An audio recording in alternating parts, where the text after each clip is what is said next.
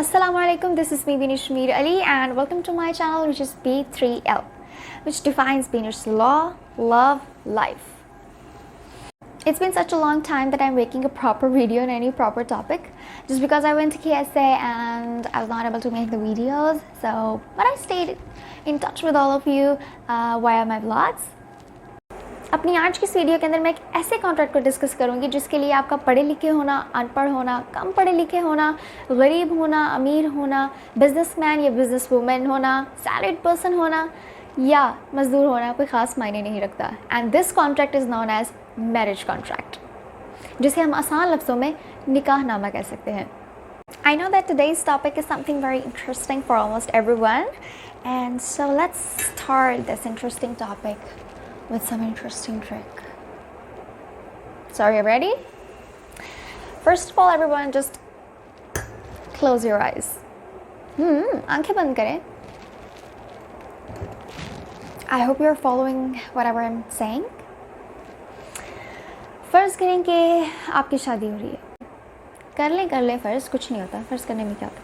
फ़र्ज़ करें कि आपकी शादी हो रही है. हर तरफ सजावट है, घर लाइटों से भरा हुआ है, सेज सजी हुई है, शॉपिंग हो रही है.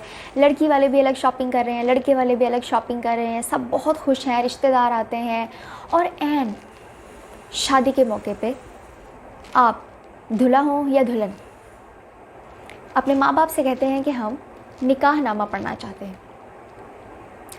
Now just imagine, you know about your parents. How will they react? Will they allow both of you to read your nikahnama, your Islamic marriage contract or not? And would you really like to read it? क्योंकि शादी की खुशी में बाकी सब लोग बाकी सारी रस्में अदा कर लेते हैं, सब कुछ कर लेते हैं, लेकिन एक जो सबसे अहम काम होता है उसी पे सबकी तवज्जो नहीं होती, and that is marriage contract. तो आज की वीडियो ख़ास उन लोगों के लिए है जिनकी अभी शादी होने वाली है, या जो लोग सिंगल हैं, they are about to get married, या जिनकी मंगनी हुई है, उनकी शादी होने वाली है, या कोई दूसरे शादी के हामी है उनके लिए. So let's not make you wait a little bit more and move to the topic. अगर हम पाकिस्तान में निकाहनामे के बारे में बात करें या इस्लामिक मैरिज कॉन्ट्रैक्ट के बारे में बात करें तो इसके अंदर हमारे पास तकरीबन 25 सेक्शंस मौजूद हैं. लेकिन पंजाब में बिल पास होने के बाद से अब निकाहनामे के अंदर 26 सेक्शंस मौजूद हैं, और वो 26वां सेक्शन बेसिकली हलफनामा है जो ऐड किया गया. निकाहनामे के सेक्शन 1 से सेक्शन 5 के दरमियान आपसे बेसिक इन्फॉर्मेशन मांगी जाती है. फॉर एग्जांपल, सेक्शन 1 के अंदर आपसे वार्ड नंबर, तहसील और ज़िले के बारे में पूछा जाता है. इसके बाद सेक्शन नंबर 2 एंड 3 ये दूल्हे के बारे में होते हैं. सेक्शन 2 में दूल्हे के वालिद का नाम, उनका शनाख्ती कार्ड नंबर, और इसी तरह सेक्शन नंबर जो 3 है उसमें दूल्हे की उम्र के बारे में पूछा जाता है. जस्ट लाइक सेक्शन 2, सेक्शन 4 के अंदर भी दुल्हन के वालिद का नाम और उनके शनाख्ती कार्ड नंबर मांगा गया होता है. इसके बाद अगर हम सेक्शन 5 के बारे में बात करें तो वो ज़रा दुल्हन पे ज़्यादा फोकस देता है. जैसे कि सेक्शन 5 में पूछा जाता है कि आया जो दुल्हन है वो कंवारी है या बेवा है. इसके बाद सेक्शन 5 के क्लॉज 1 में पूछा जाता है कि आया दुल्हन जो है उसके कोई बच्चे हैं, और अगर हैं तो उनकी तादाद कितनी है और उनके नाम क्या हैं. सेक्शन 5 के बाद हमारे सामने सेक्शन 6 आता है, which is very important for the bride, यानी कि दुल्हन के लिए वो सेक्शन बहुत ज़्यादा ज़रूरी है. उसमें दुल्हन की उम्र के बारे में पूछा जाता है. अक्सर पुराने वक्तों में मौलवी साहब जो थे वो अपनी मर्ज़ी से दुल्हन की कोई भी उम्र लिख देते थे, even though she was of 17 years old, but they used to write it as 21 और 22. लेकिन अगर अब हम इसकी सख्ती के बारे में बात करें तो लड़की की उम्र जो है वो कम अज़ कम 18 साल होना लाजमी है. अब हम आ जाते हैं सेक्शन 8, 9, 10 और 11 की तरफ, जिसमें पूछा जाता है कि आया कोई दुल्हा या दुल्हन जो है उन्होंने कोई वकील मुकर्रर किया हो, या उनके जो गवाहान हैं उनकी इन्फॉर्मेशन जो है वो इन सेक्शंस के अंदर लिखी जाती है. इसके बाद सेक्शन 12 के अंदर लिखा जाता है कि शादी किस तारीख को सरअंजाम पा रही है.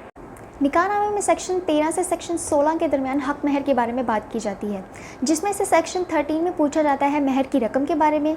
इसी तरह सेक्शन 14 के अंदर पूछा जाता है कि हक महर चूँकि 2 किस्म के होते हैं, एक मुअज्जल और एक गैर मुअज्जल.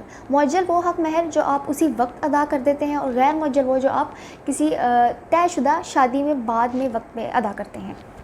फिर कुछ लोग इस तरह के भी होते हैं जो पूरे हक महर के इवज़ या तो आपको कोई जायदाद दे देते हैं, या हक महर के कुछ हिस्से के बदले जो है आपको जायदाद देते हैं. उसके बारे में सेक्शन 16 के अंदर लिखा जाता है, और अगर उस जो जायदाद आपने दी है या जो सोना आपने दिया है उसकी अगर रकम भी आपको फुल पता है तो वो भी आप उसके आगे लिखें तो सबसे बेहतर होता है. हमारा जो निकाहनामा है उसमें एक बहुत ज़बरदस्त सेक्शन ऐड किया गया है जिसके बारे में अक्सर लोगों को इल्म ही नहीं है, या तो वो अपनी शादी की खुशी के अंदर और सब कामों के अंदर उस सेक्शन को बिल्कुल ही इग्नोर कर देते हैं, या अक्सर जो हमारे मौलवी हजरात हैं वो ऐसे करते हैं कि पूछे बगैर ही ना दुल्हन से पूछते हैं ना दूल्हे से पूछते हैं और आराम से एक कांटा लगा देते हैं और चलें जी बात ख़त्म। So that section is section 17। ये एक ऑप्शनल सेक्शन होता है हमारे पास जिसके अंदर हम कोई ख़ास शराइत लिख सकते हैं। फॉर एग्ज़ाम्पल आप लिखवा सकती हैं कि संडे को मैं सुबह उठ के खाना नहीं बनाऊंगी, या आप इसमें शराइत लिखवा सकती हैं कि मैं शादी के बाद भी अपनी पढ़ाई जारी रखूँगी, या मैं शादी के बाद नौकरी कर सकती हूँ। इसी तरह की जो शराइत हैं वो आप इस सेक्शन के अंदर, कोई भी और किस्म की जो शर्त है वो आप इस सेक्शन के अंदर जो है वो लिखवा सकते हैं, and this is your right. तो फिर है ना सेक्शन 17 इंटरेस्टिंग सेक्शन। लेकिन इसके बाद और भी हमारे सामने कुछ ऐसे सेक्शंस आएंगे, so let's discuss them one by one.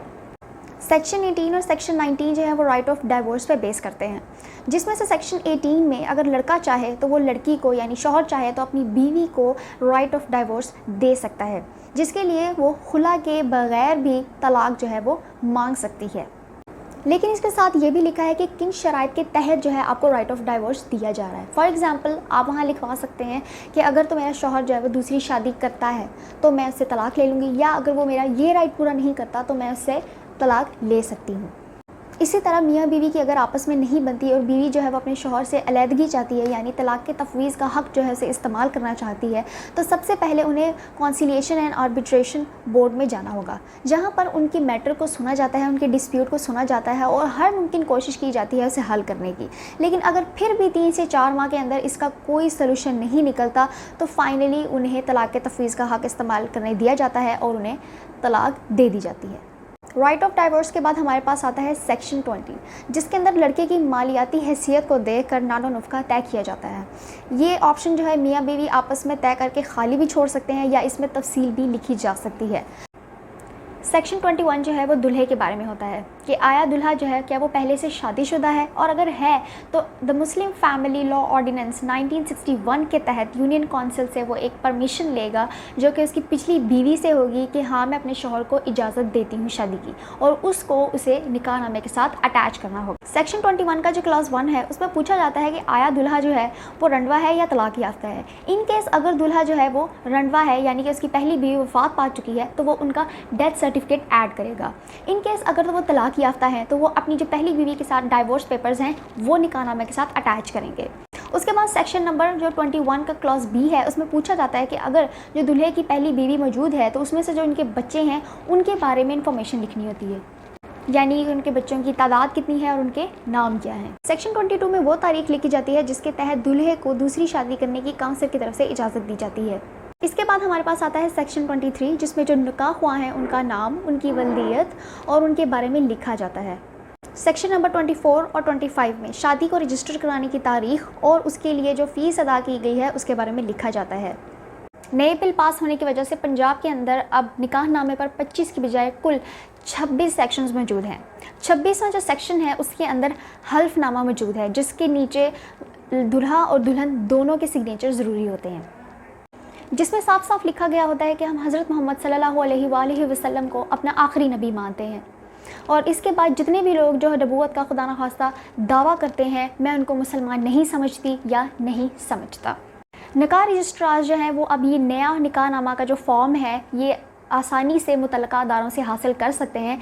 In case अगर अब निकाह रजिस्ट्रार वो नया फॉर्म नहीं यूज़ करते तो फिर उनको 1 माह कैद या रकम की सूरत में उन्हें जुर्माना होगा।